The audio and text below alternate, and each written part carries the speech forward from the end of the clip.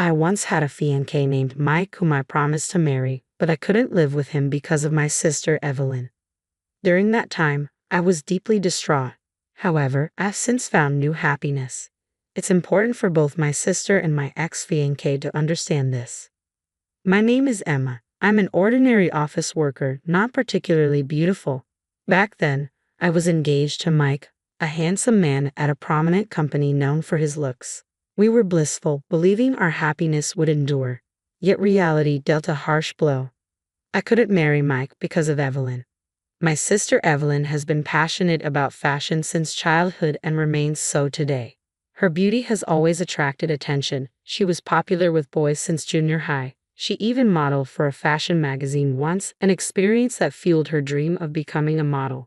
After university, when I started working at a regular company, I was invited to dinner by a business associate, Mike. After several friendly outings, one day he confessed his feelings for me during dinner. I was taken aback by his sudden confession but also drawn to him. Thus, we began dating.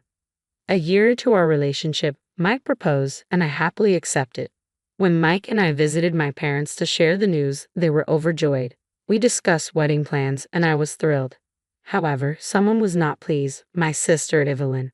Evelyn was shocked and displeased to see me getting married, especially to someone like Mike. More beautiful and more experienced in relationships, she had always looked down on me. I don't want my friends to know how uncool my sister is, Evelyn often said. To her, the uncle's sister she looked down on was about to marry an elite businessman from a major company. This seemed to amplify Evelyn's pride even more. However, I was oblivious to Evelyn's true feelings. Looking back, I should have noticed her attitude at the time. Suddenly, Evelyn asked Mike, "If you're going to be my brother-in-law, can we exchange contact information?" Mike and I saw no reason to refuse, so we agreed happily. There were days when I worked late on handover tasks, planning to quit my job. One day, while my parents were out of town on a trip, Evelyn took action, a plan she must have devised from the beginning. She called Mike over to her house. "Mike, my sister suddenly came home because she got sick. My parents are out on a trip, and I'm scared to be alone. Can you come over?" Evelyn lied, claiming I had returned early due to illness. Mike, just about to leave work, rushed over, unaware of Evelyn's intentions. I heard Emma was suddenly sick, so I rushed over. "Where's Emma?" Mike asked upon arriving. Of course, I wasn't there. Naturally, Mike assumed as much. "I'm sorry, Mike. I lied to you. My sister isn't actually sick, she's still at work," Evelyn confessed. Instead of getting angry, Mike asked calmly, "Why did you lie?" I just really needed to talk to you, Mike," Evelyn began to explain. When I finished work and returned home, I was taken aback to see Mike there, though I greeted him casually, not expecting anything. "Oh, you're here," I said carelessly. Little did I know, I was about to face the greatest despair and sadness of my life. "Emma, I'm sorry. I think we should break up," Mike said suddenly. His words were incomprehensible to me at first. "What? Are you kidding? Break up? What do you mean?" I asked in confusion, trying to grasp the situation. Just then, Evelyn appeared. "Emma, the truth is, I'm dating Evelyn. I'm sorry, but I fell in love with her more than with you," Mike confessed. Still bewildered and unable to believe it, I stood there as Evelyn spoke up. "I'm sorry, but Mike and I are planning to get married," Evelyn declared matter-of-factly. I couldn't comprehend what was happening. Evelyn continued, "You might not want to come to our wedding, but please at least come to the reception." I felt my world crumbling. My fiancé had chosen Evelyn over me, and suddenly, I wasn't wanted anymore. For a while, both my father and mother were deeply concerned. I spent days locked in my room, unable to face the world. Having already resigned from my job, I found myself with nothing to do. My colleagues from work messaged me about the wedding plans, and I simply informed them that we were planning a small family-only ceremony.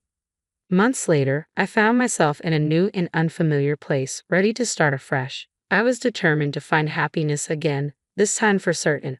After isolating myself for a while following the breakup with Mike, a newfound determination stirred within me.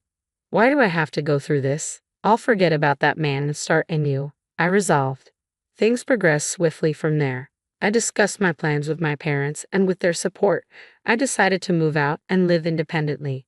My new home was in a serene and green environment, offering tranquility that helped me heal. My parents didn't stand in my way. Instead, they supported me wholeheartedly during the move.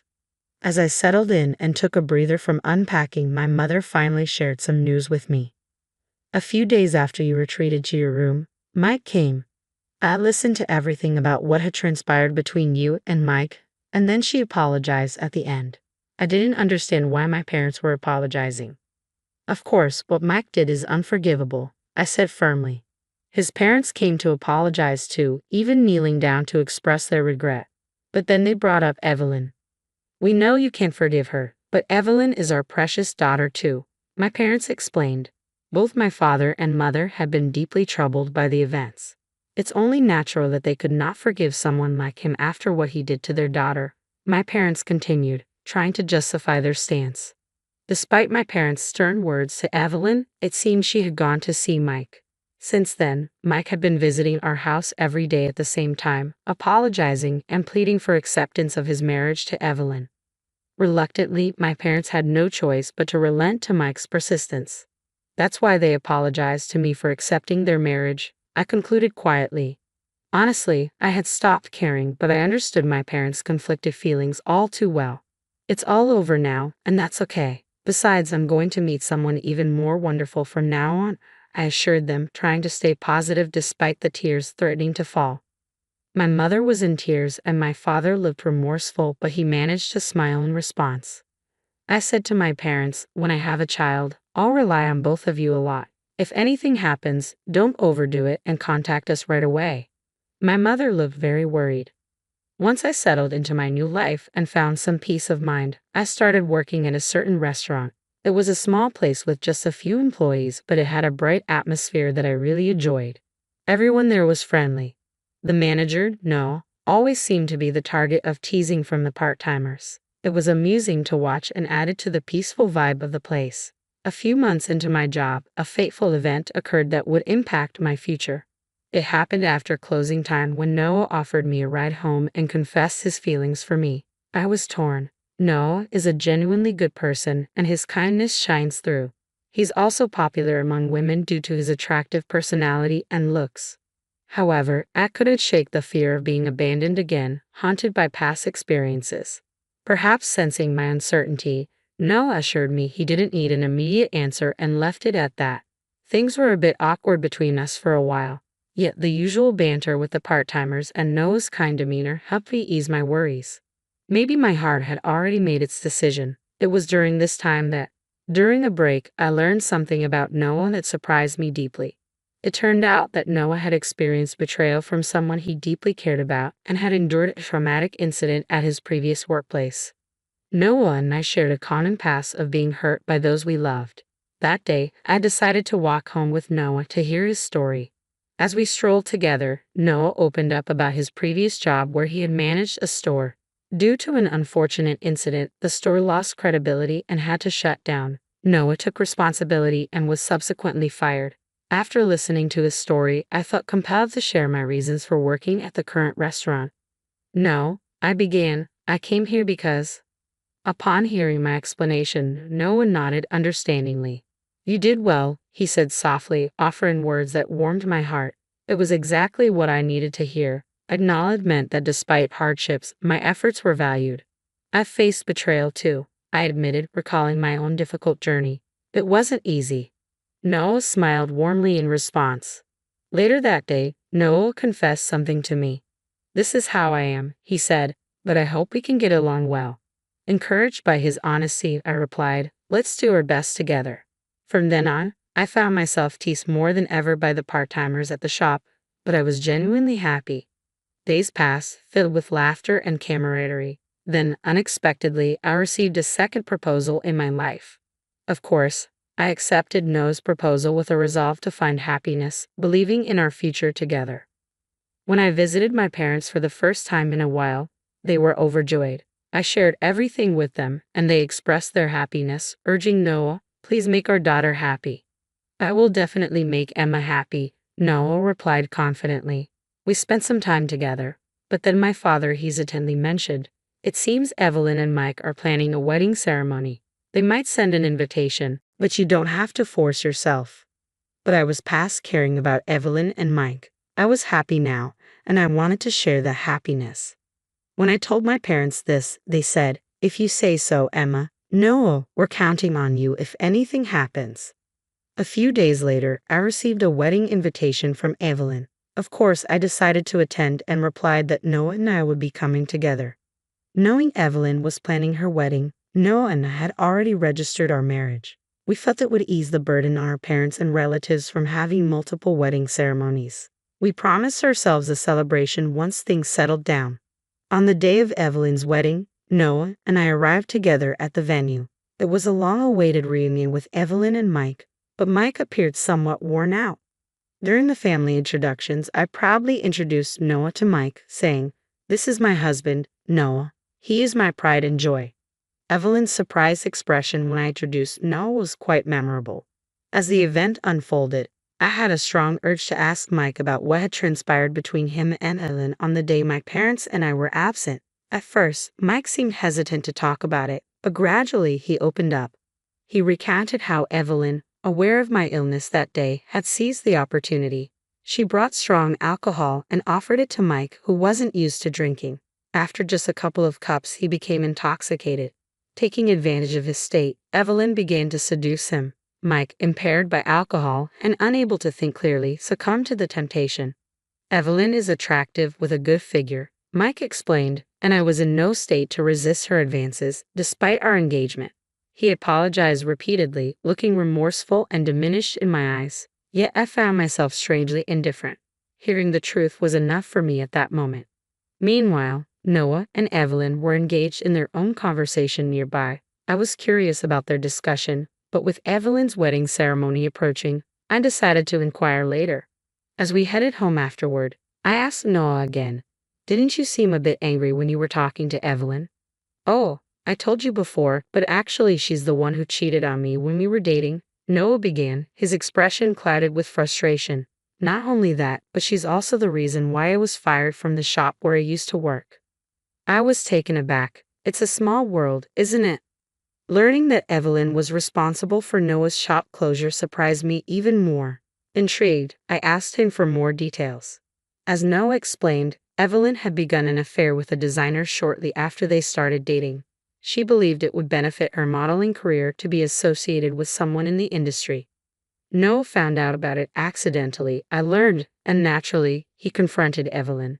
But instead of admitting fault, Evelyn lashed out at Noah, and they broke up. Fueled by anger, Evelyn retaliated by creating a fake photo of contaminated food supposedly from Noah's restaurant and posted it on social media. With her substantial following as an amateur model, the photo quickly went viral.